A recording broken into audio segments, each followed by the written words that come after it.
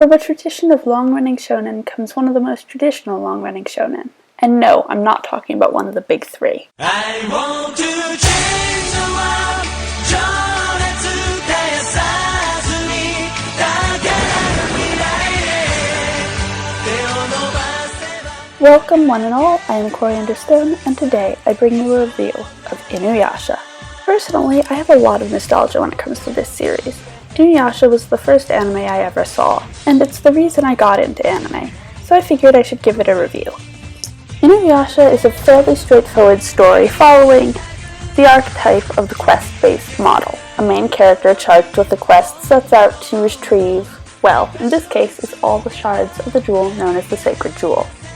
The story begins with Kagome Higurashi, a normal 9th grader in Japan, who lives on the grounds of the Higurashi Shrine. That is, until one day a monster appears from nowhere and drags her down a well into Japan's feudal era.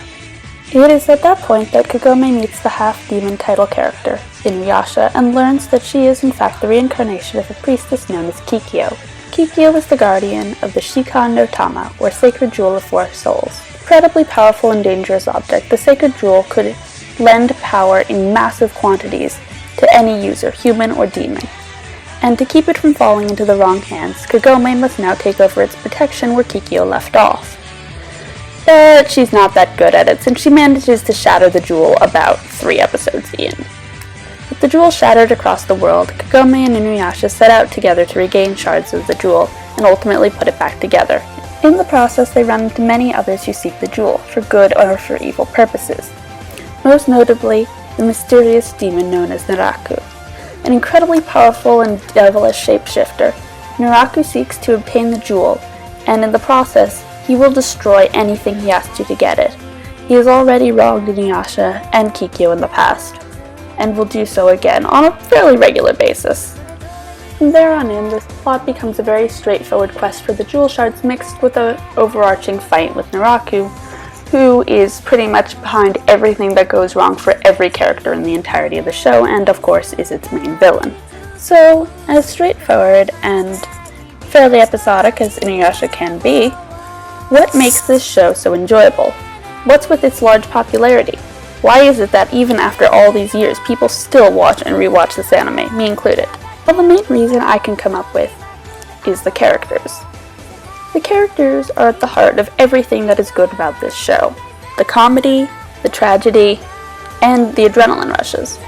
For a show with as large an episode count, almost 200 episodes including the final act, and with as wide a number of supporting cast characters as Inuyasha has, it's got actually a fairly small core cast.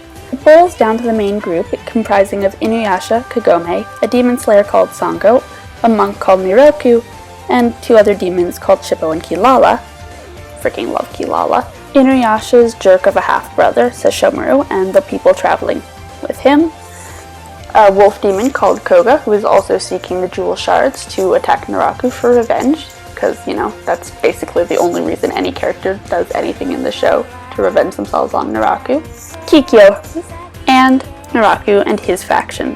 One of the advantages of Inuyasha having such a small cast over such a large episode count is that all of the main characters get a large amount of development and really evolve over the course of the story. Inuyasha and Kagome evolve a lot, of course, but honestly my favorite paths of evolution belong to Sesshomaru and Kohaku, and also the way in which Kikyo is portrayed over the course of the story. Listen, I know the fandom kinda hates her, but I actually think she's an incredibly interesting, well-written character, and one who's worth a second look. But part of what allows people to watch this show episode after episode is that mostly it's not all that serious. The lighthearted antics and basic humor mean that you don't have to slog through fillers and episode after episode, because each episode is just enjoyable in and of itself. So it never gets to that mind-numbing state that we get from a lot of other long-running shonen. Sorry to bleach. Excuse the cough. Anyway, so Inuyasha's humor is a huge part of what makes it a good show, but it doesn't always stick to humor. Inuyasha's got its dark moments. A lot of them. Especially surrounding Kikyo and Kohaku. I mean, the 2 of them are basically walking tragedies. But That said, it does a really good job of balancing the two. The humor never gets cloying or repetitive to the point of boredom, and the darkness never gets to the point where you feel like it's just being dark for the sake of darkness. The plot, especially the stuff surrounding Naraku, has enough mystery and intrigue behind it that you want to find out what's going on and what happens next. But the humor is so good that even if it takes a bit longer to get there than, say, a 25 or 50 episode show, you don't mind hanging around because each episode is enjoyable on its own. Keep your hands off my bike! I said I'd fix it. Thanks, but no thanks. And stop being all huffy! It's okay. It's not okay! Sit!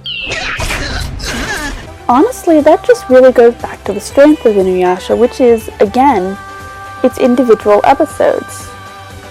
None of them, not even the ones that I technically know are filler, really feel all that fillery because each episode is just a study of these fun characters doing fun things, and sometimes that's all it takes for you to want to tune in and see what happens.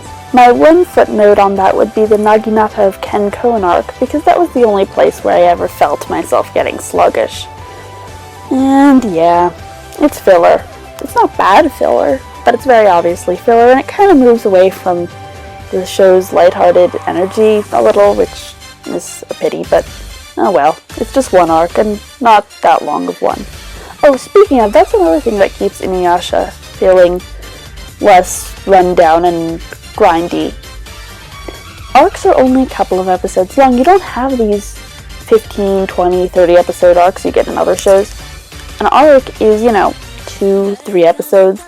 The only time we canonically have an arc that's anything longer than that is the Mount Hakurei arc. That one's actually long, but it's broken up into so many parts that it managed to stay interesting and didn't feel dragging. It was more like the whole setting was one giant arc with lots of mini segments in between it.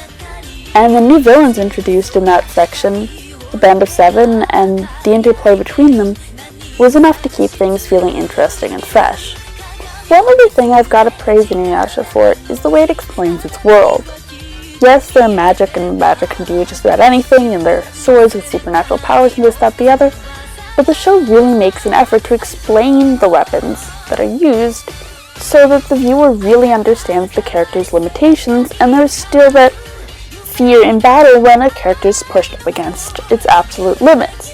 Characters can't just come up with poof new supernatural powers because there are enough rules in place that you know what a character can and can't accomplish, and you know if a character can get new powers. My favorite example of this is Tetsaiga, Inuyasha's sword, which the anime spends a lot of time on, so that when Inuyasha becomes more powerful, you really understand where it comes from. You can gain new powers without it feeling like a cop-out. Soundtrack and opening and ending wise, I really like Inuyasha music. All of the above. Soundtrack, opening, ending, character themes. I first watched this anime back when I was in, 5th grade? And there are songs that stuck with me for years afterward just off the soundtrack. And that, even if I catch just a couple notes to this day, I'm instantly thrown back into scenes, and that's what really good character music does. The Inuyasha endings are all really good, and almost all of them have more animation than a lot of the endings these days, so I have to give them some serious credit for it. My favorite is definitely the second one.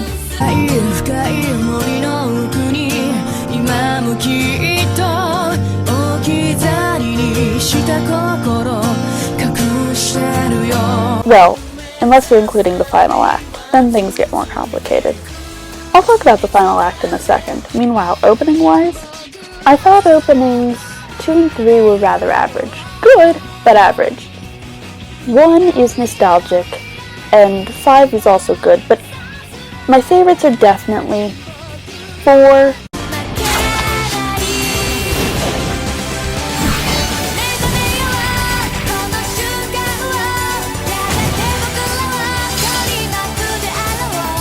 6,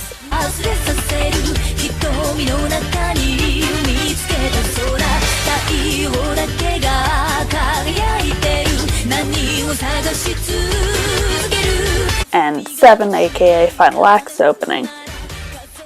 6 is, to this day, one of my favorite anime openings ever, and 7's pretty close behind it. Animation-wise, I mean, it was the really early 2000s, what do you expect? Inuyasha began airing back in October of the year 2000, so the fact that it's still as good as it is animation-wise, it may be average looking now, but again, it's more than a decade and a half old, so all things considered, the animation's not half bad. And, well, as for the final act, it's actually rather pretty. The final act, alright, here I go. Inuyasha was, like many anime, not finished. It came with one of those lovely, lovely read the manga endings.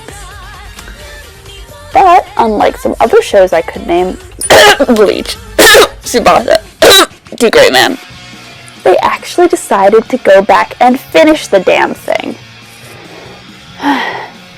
After the show officially ended back in 2004, well, went on hiatus, it came back 5 years later in 2009 for a 25-episode finale that wrapped up all the loose ends and finished the show quite nicely. The final act actually had some rather pretty animation. They did a really nice job, in my opinion, of taking that 2000s feel and keeping it while also adding the 2010s polish. Thanks, Viz Media. And as for the opening and ending, well, the final act brought us one great new opening,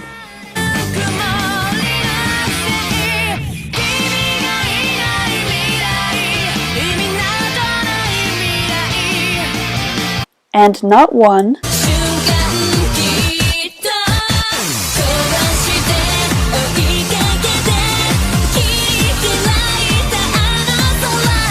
not two,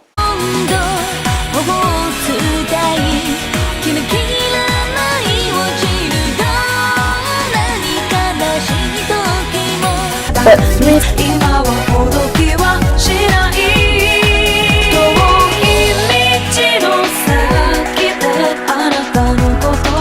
great new endings. So I've spent a lot of time talking about Inuyasha's strengths, its comedy, its tragedy, and its characters. So what about its weaknesses? Well, it doesn't have any major glaring flaws, but I don't think it has any soaringly amazing good points either. It doesn't do anything particularly original. It doesn't have some fascinating new take. It doesn't, break genre boundaries in any way. It's good, it's enjoyable, but it doesn't do anything special or anything that isn't done half a dozen other places. I mean, to be fair, one could argue that, well, this is a pretty old show based on an even older manga, so to some extent, it might have been a lot more original when it was done. But even so, this is where I would point you for a fun time, but not for a super original one. Yet, it's a good anime. Not great, not amazing, but good, and for me it holds a lot of nostalgia, and for that reason, I granted a total of 4 out of a possible 5 stars.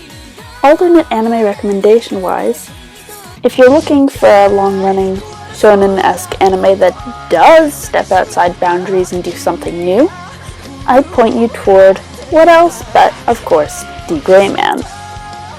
Even with that read the manga ending. Thank you, Hallow. Oh wait, there's a new read the manga. Well, that's because the manga's on go. Anyway, if you're looking for another anime with a very simple quest-based plot that's still enjoyable, I'd suggest one that you probably haven't heard of, which is Deltora Quest.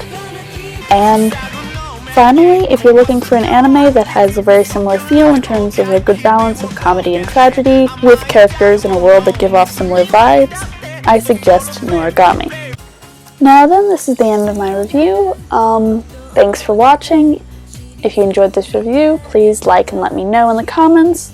And if you want to watch more of my stuff, subscribe and check out my channel.